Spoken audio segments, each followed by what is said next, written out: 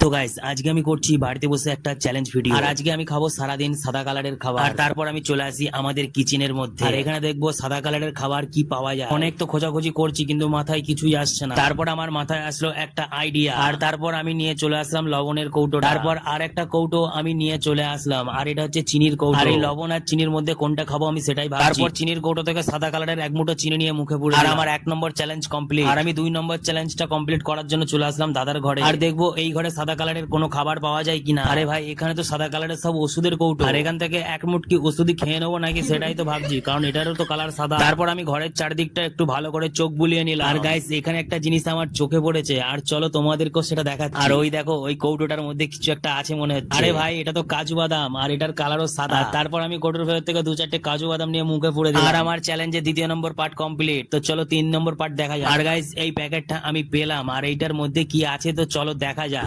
1 2 3। ও ভাই এটা কি? এ তো আমার ফেভারিট মিষ্টি, আর এটার কালার তো পুরোপুরি সাদা। আর এই মিষ্টিটা খেয়ে ভিডিওটা আমি এখানেই শেষ করলাম।